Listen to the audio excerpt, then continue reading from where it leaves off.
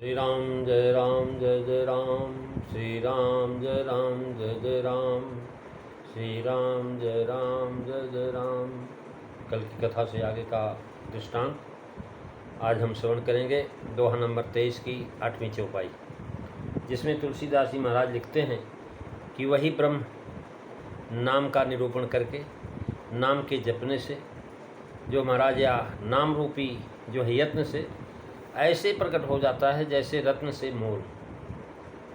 कह रहे हैं नाम निरूपण नाम जतन ते, सो प्रगटत जिमी मोल रतन ते। मंगल भवनु अमंगल हारी, द्रवहु सुदशरथो अजीर बिहारी।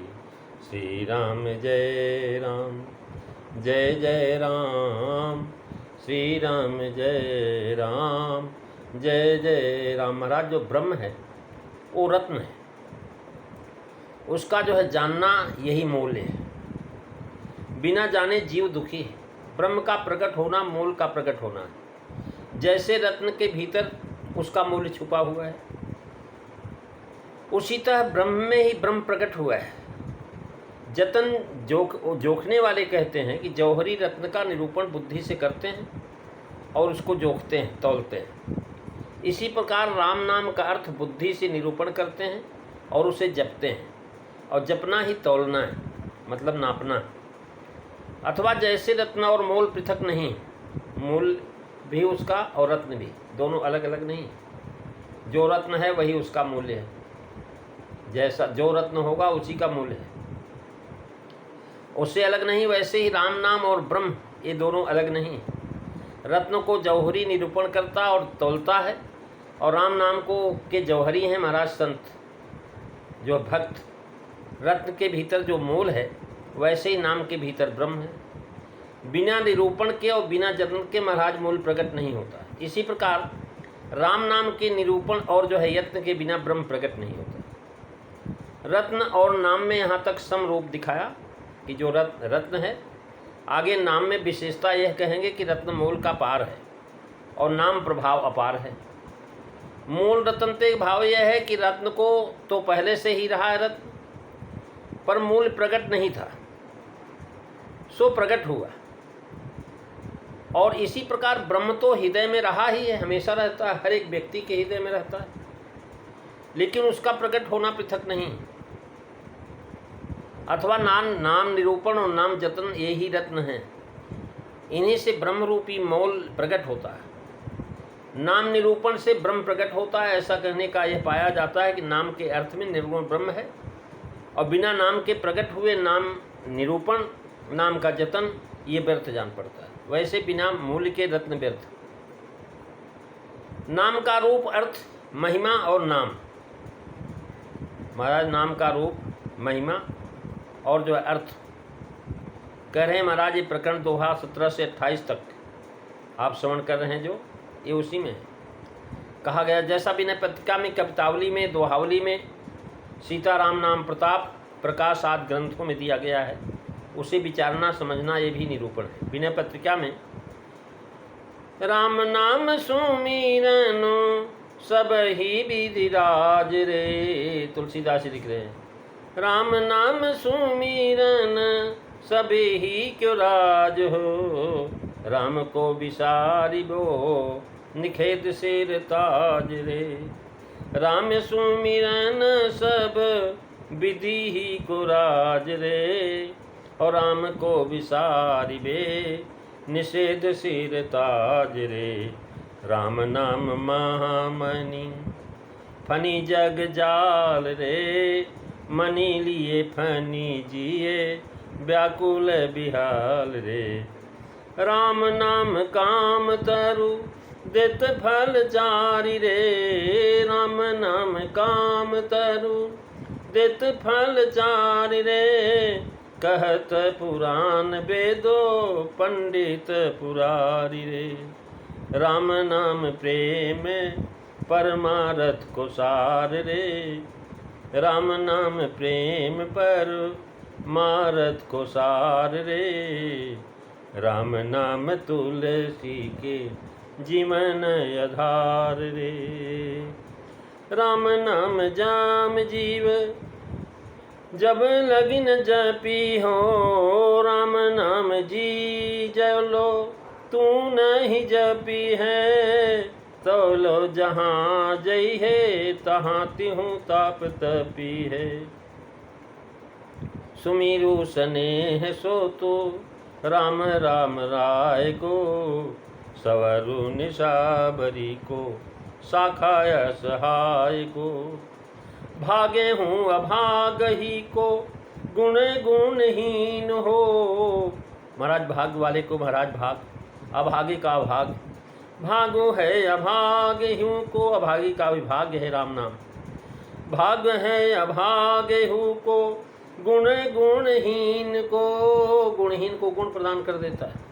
गाहक गरीब को दयालु दीन दोन को। सुमिरी सने तू लो राम राम राय को।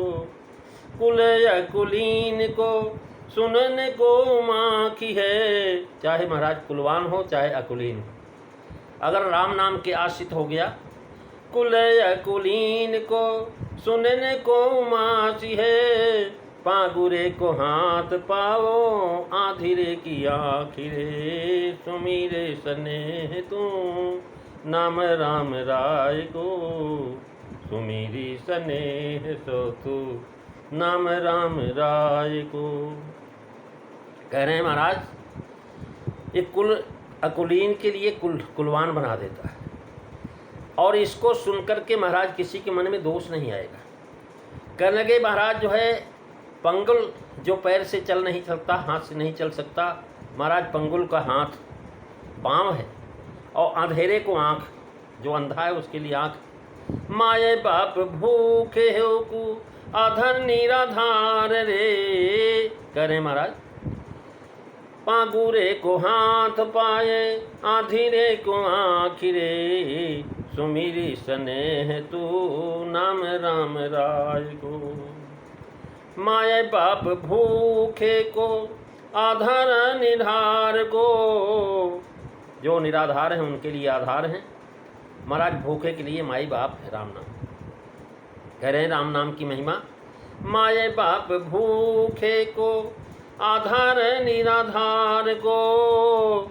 सेतु भव सागर को हेतु सुख सार को। सुमिरी सने सो तू नाम राम राय को। समरु निसंबरी को सखाय सहाय को। सित भव सागर को करें पतित पावन राम नाम सोन दूसरो। सुमरे सुभूमि भयो तुलसी से ऊसरो। महाराज तुलसीदास जी करें हमारे जैसा जो ऊसर जहाँ से कुछ प्रकट ही नहीं सकता है, बीज भी नष्ट हो जाता है। कह लगे वो उनके लिए जो है राम नाम महाराज, इसके अलावा दूसरा कुछ है ही नहीं। विनय पत्रिका में बहुत से पद हैं, उन्हें देखिए कवितावली में। सोच संकट परत जरत जरत प्रभाव नाम ललित ललाम को। कह रहे हैं सोच संकट परतो जर जरत प्रभाव नाम ललित ललाम को। बूढ़ी बो को तरत बिगारी के को सुधारती बात। होत देखी दाहिनो स्वभाव विधि बाम को। भागत अभाग अनुरागत विराग भाग। जागत आलसी तुलसी हूँ से निकाम को। धाई धारी फिर के गुहारी हितकारी हो। आई मीच मिटती जपत राम नाम को। महाराज राम नाम के जपने से क्या महिमा है। नाम के यत्न से ही नाम निरूपण करते करते, नाम महात्म कहते कहते हृदयस्थ ब्रह्म जो प्रकट हो जाता है। जैसे रत्न की प्रशंसा करते करते बिक जाने पर उससे मूल का द्रव्य प्रकट हो जाता है। कह रहे हैं कि नाम निरूपणो नाम जतन से। सो प्रगटत जिमी मूल रतन से। महाराज रत्न को यदि हम जान ले कि यह पुखराज है, हीरा है, इसके नाम से जानने के कारण उसका बहुमूल्य होना प्रकट हो जाता है। ऐसे नाम को महाराज गुरु के द्वारा, शास्त्रों के द्वारा, महाराज अनुभवियों के द्वारा जानकार अभ्यास करने से ब्रह्म का साक्षात्कार होता है। रत्न में उसका मूल्य जो गुप्त रहता है, यदि वह कुजड़े के हाथ चला जाए, एक सब्जी वाले के पास चला जाए, तो पड़ा रहता है, वो तो पत्थर ही समझता है, वह उसके गुण को क्या जाने। वही जौहरी के हाथ लगा जो उसका पारखी है, तो उसका यथार्थ गुण उसका मूल्य जो है प्रकट हो जाता है कि कितने हजार का है, कितने लाख का है, करोड़ का है, कितने का है, महाराज जौहरी बता दे। महाराज उसके जो पारखी हैं, जिनके पाकर के ब्रह्म रूपी मोल नाम से प्रकट हो जाता है। वैसे ही नाम राम रत्न है, उसके जापक ही उसके स्वरूप को, अर्थ को, महत्व को जानते हैं, जो जपते हैं, जो राम नाम जपते हैं। महाराज जिसमें प्रहलाद जी हैं, नारद जी हैं, ध्रुव हैं, इन्होंने नाम को प्रकट किया। नाम के द्वारा ही महाराज भगवान को प्रकट कर दिया। महाराज अभ्यास से नामी का प्रकट होना ही मानो नामी को नाम से मोल लेना है। जैसे रत्न से महाराज पैसा मिला, अर्थात जैसे किसी अज्ञ के पास रत्न है, वह नहीं जानता तो उसका प्रभाव जानता है और न व्यवहार जानता है। जब किसी जौहरी के द्वारा उसे बोध होता कि तो बहुमूल्य का है, तो उसकी दीनता चली जाती। महाराज अभी बिका नहीं, लेकिन उसके मन में हो जाता कि मेरे पास इतना पैसा, इतना कीमती रत्न है। और परंतु दुखहारी बना है, क्योंकि न तो उससे क्षुधा की निवृत्ति करता है, न ओढ़ सकता है, न पहन सकता है। दुख तभी तक जाएगा जब वह उसका यत्न भी कर लेगा, अर्थात जब वह रत्न उस रत्न को बेच करके, उसका मूल्य प्रकट करके, और महाराज उस द्रव्य के द्वारा अन्न वस्त्र आदि जो है आवश्यक पदार्थ लेता है। वैसे ही नाम रत्न के यथार्थ ऐश्वर्य को जानने वाले संत हैं, सद्गुरु हैं। उनके द्वारा जब यह जीव निश्चय करके नाम का अवलंबी हो करके श्री राम नाम का रटन कीर्तन तथा तथ्य करेगा, तो महाराज वह हृदय अछत अंतर्यामी व्यापक ब्रह्म प्रकट हो जाएगा, जिसका साक्षात्कार होने से माया आदि की परवशता, दीनता, दशा, जन्म मरण आदि संस्थिति, इन दुखों से निवृत्त हो जाएगा। यह राम नाम का ऐश्वर्य। रत्न के परखने से अथवा रत्न का व्यापार करने से मूल प्रकट होता है। वैसे राम नाम का अर्थ समझना, उसका परखना है, और जपना जो है व्यापार है।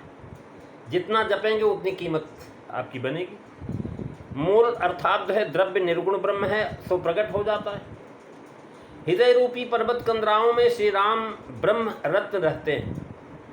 उन ब्रह्म में ब्रह्म सुख रहता है।